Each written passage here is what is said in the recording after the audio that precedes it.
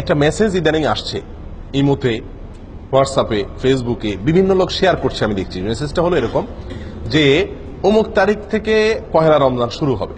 এই সংবাদটা আপনি যদি একজন মানুষকে প্রথম দেন তাহলে আপনার জন্য আল্লাহ জাহান্নাম হারাম করে দিবে। বলেন সুবহানাল্লাহ। আমিন না লিখে যাবেন না, আমিন না বলে যাবেন না। এরকম একটি মেসেজ আমরা ইদানিং দেখছি যে এটি আপনার ফেসবুকে, আপনার ইমোতে, হোয়াটসঅ্যাপে বিভিন্ন জায়গায় মানুষ শেয়ার করতেছে এবং আমার কাছে বহু লোক পাঠাইছে দেখলাম। তো এই যে একটি জিনিস, এটার ভিত্তি কতটুকু? দেখুন, প্রথম কথা হলো রমজান কোন দিন শুরু হবে এটা তো শাবানের চাঁদ দেখার পরে বোঝা যাবে। এখনো শাবানের চাঁদ দেখা বহুত বাকি আছে, তার আগে থেকে অমুক তারিখ থেকে রমজান, এটা তাহলে প্রথম একটা মিথ্যা দিয়া শুরু, একটা প্রতারণা দিয়া শুরু।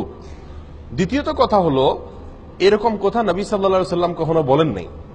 এটা নবী সাল্লাল্লাহু আলাইহি সাল্লামের মিথ্যাচার।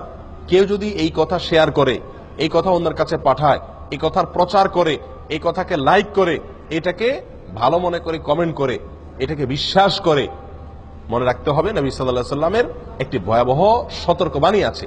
সেটি হলো তিনি বলেছেন, মান কাযাবা আলাইয়া মুতাআম্মিদান ফালিয়াতাবাওয়া মাকআদাহু মিনান নার।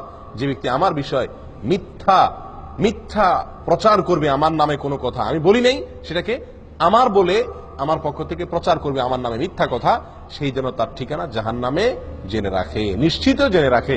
মুহাদ্দিসিনে কেরাম বলেন, যত হাদিস আছে সারা পৃথিবীতে, অনেক মুহাদ্দিসদের দৃষ্টিতে সবচাইতে বেশি প্রচারিত, প্রসিদ্ধ, বিশুদ্ধ, মুতাওয়াতির হাদিসগুলোর ভিতরে এই হাদিস অন্যতম। আমি কি বুঝাতে পারছি? এত জঘন্য বিষয় যে নবী সাল্লাল্লাহু আলাইহি সাল্লামের নামে আপনি মিথ্যাচার করছেন। প্রিয় ভাইরা, না বুঝে এই মেসেজটা আমরা অনেকেই শেয়ার করছি, অনেকের কাছে পাঠাচ্ছি, এটাকে বিশ্বাস করছি। মনে রাখতে হবে, এরকম কোন কথার ভিত্তি শরীয়তে নাই।